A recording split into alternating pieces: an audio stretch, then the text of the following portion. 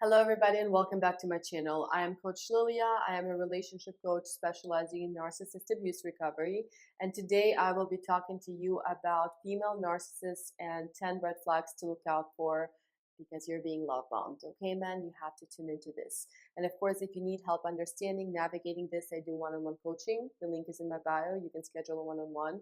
And of course, subscribe to my channel if this is the content that you like and that is helpful to you. So let's go ahead and dive into it. So I will be making part one on female narcissists and how they love bomb, because male narcissists love bomb way differently.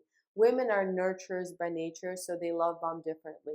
Understand that love bombing, it's on a spectrum, depending on what kind of a narcissist you're dealing with, to the intensity of it, to the intention of the narcissist. Is this an aware narcissist or not? Is this all intentional, strategic or not? And understand that how long it's going to last is also going to be different. It could be a couple of weeks, it could be a couple of months, it could be a couple of years in some cases, until you guys have children together and are entangled with a marriage and a mortgage. The mask doesn't come off. So let's go ahead and dive into it. So it's really difficult to tell the difference in the beginning. Why? Because if you are the prey of this narcissist, and I'm using the word prey because yes, this is a predator you're dealing with. They assessed you. You are a perfect supply for them. You're coming from a place of need.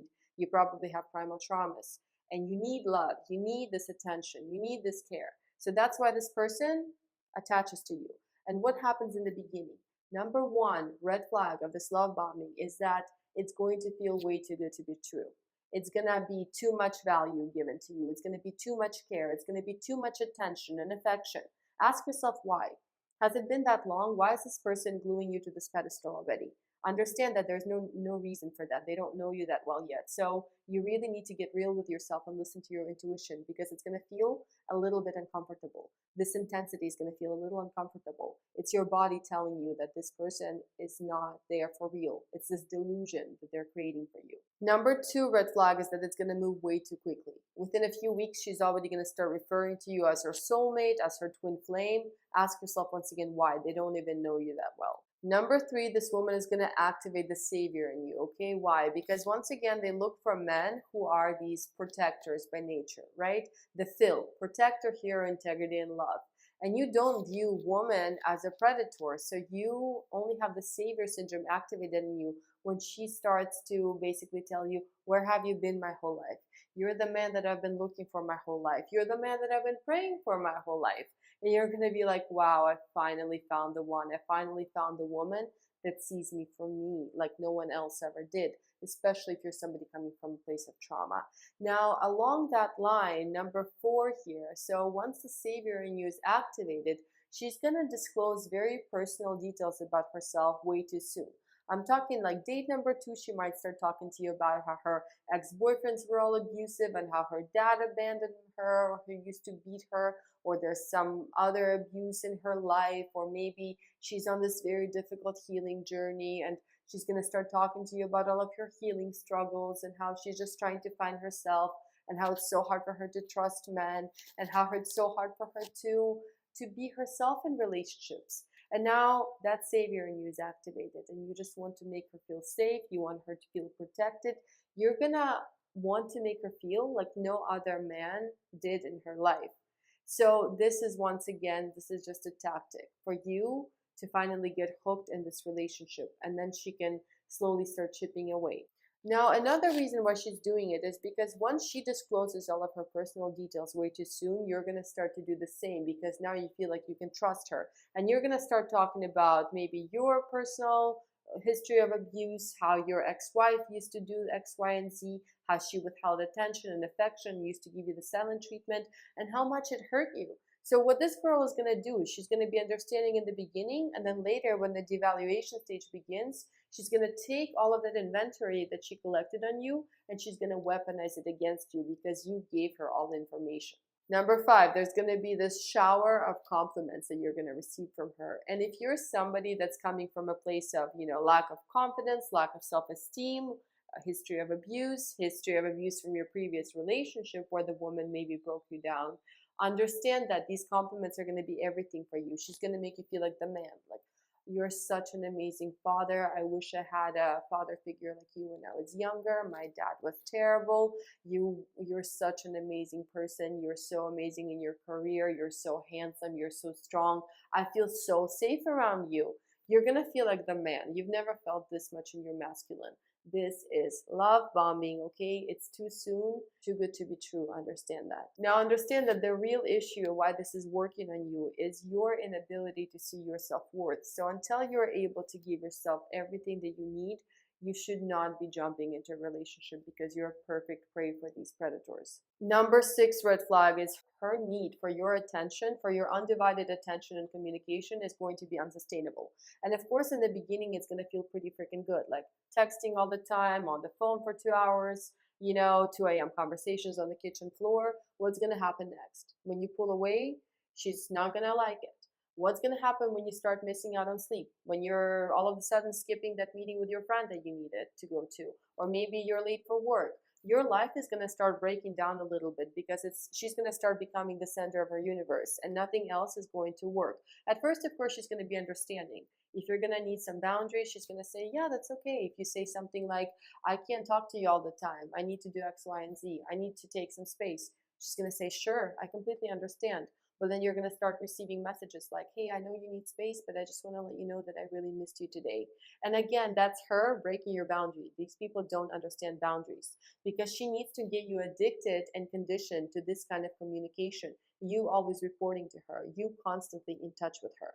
Undivided attention. Now understand, unless you're working, and even then, there is no room for you to have time to yourself, to do your own things. Everything has to be about her. And this is very obvious when the man has children from a previous marriage, let's say, right? This woman will later have a problem with you prioritizing your children over her. And that's something that's very unreasonable. A normal woman would never do that because she would understand that your children come first. Understand that this need of constant attention and time from you is going to become very exhausting for you. And you have to pick whether you're spending time with her and giving her all of your attention or having a life to yourself. And what you will typically do is you will choose her, and then you're going to be slowly stripped away from your sense of self because you will forget the life that you used to live. Don't forget yourself. You should never forget yourself in a relationship.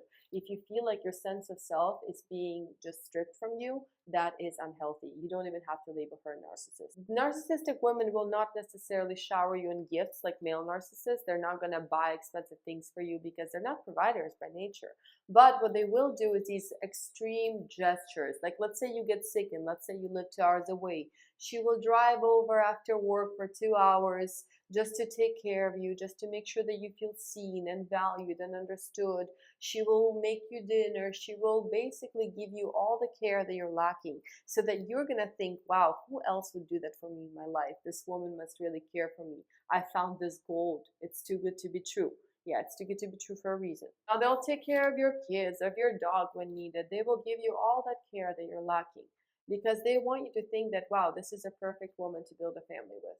And speaking of family, this is another red flag. She will try to introduce you to her family and friends way too quickly to basically get you entangled in that loop so that later, if you decide to leave, if you decide to take space, it's going to be very uncomfortable because you, as most likely, if you're in this relationship, there's a lot of guilt going on. So it's going to be easier for her to manipulate you with guilt by saying, but I already brought you into my world. I already introduced you to everybody that's important to me. How can you do this to me? How am I supposed to explain to my mother and my sister that you're not coming for this event? So understand this is all part of the game. The next red flag is the extreme, intense affection and sex, okay? Understand that that could be the basis of the relationship. Typically, narcissistic females will shower you in that. And you're probably somebody who's coming from a place of need where maybe that was weaponized against you before. Maybe you had an abusive partner that was withholding sex, that was withholding affection, where you didn't even get hugged or kissed or touched. And now all of a sudden, this woman is making you feel in your power, right? It's this constant validation, this constant sexual tension. So you're going to feel like the man. And then it's going to be weaponized against you down the road, most likely. And also, not all narcissistic women will do this because if you're dealing with somebody who's more covert, this is probably not going to be part of the love bombing. Maybe she's going to be more reserved and she's actually going to tell you that she wants to really trust you and wait. And you're going to be like, wow, I finally met the person that understands that. But typically it's going to be extreme promiscuity. You're going to have this extreme sexual tension. You're going to feel like the man. And what you need to understand is what happens if you simply take sex out of the equation, if you take affection out of the equation, and if you take this idealization out of the equation, where you guys are not just talking about how perfect you are and how much she's been through and how happy she is that she finally found you, and where you're not just having sex and having this extreme affection. What happens then? What is the foundation of the relationship? Ask yourself that. Another red flag, this woman will want commitment way too quickly. A few weeks to a few months into the relationship, she's already going to start talking about moving in together. Maybe slowly moving in, like bringing something over. Maybe something really bad in her life is going to happen, and all of a sudden she gets kicked out by her landlord and she's got nowhere to go. And you're like, well, you know what? I've got a spare room. Come move in. And understand that this is classic. She will try to push marriage. She will try to push kids on you way too quickly. She'll say things like, I've always wanted a family. You know, I never had a family. I grew up in this broken dynamic. Look out for all of that, because understand that love bombing is always hand in hand with this guilt that you're going to be feeling. You're going to want to save her. Saving somebody is not love. You should never come from a place of need to begin with when you're jumping into a relationship, because that creates codependency. You don't find love from outside sources. You are love. You have love. And you need to understand that until you feel good about your life on your own, until you learn to walk on your own, you are unable to be in a healthy relationship. Now, as I mentioned previously, understand that the time frame of love bombing really depends on what kind of a narcissist you're dealing with. Some of it can be only a few weeks and the mask comes off. For some, it can be a couple of years. And finally, when you're married and you move in together, and let's say she gets pregnant, that's when the mask comes off and you're like, who is this person? I don't even know her. Understand that these women, a lot of the time, will also mask in professions like, they'll be in social work, they'll sometimes be counselors, psychologists. A lot of the time, they will be working on their healing journey, they will be going to therapy, but the therapist will only be kind of validating their depression and anxiety for you. Sometimes they're going to be very spiritual or religious, but again, it's simply feeding their ego. They feel more important because they're working on themselves. But these women, these people in general, narcissists, they're unable to look inward.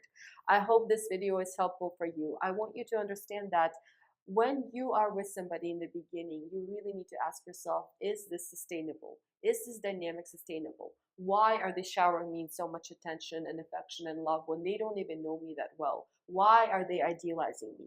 A narcissist is somebody who's severely wounded. It's just a wounded inner child that never received love, that doesn't have love, that doesn't love themselves. So they need to idealize their partner so that they can feel ideal with this person. But when you finally do something human, you're knocked off of that pedestal and everything shatters, and then you're being devalued, okay?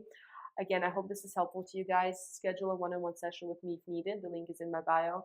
I will be posting part 2 on male narcissists, and more love to each and every one of you, okay? Subscribe to the channel, like the video, and have a beautiful rest of your day. Wishing you all everything you need.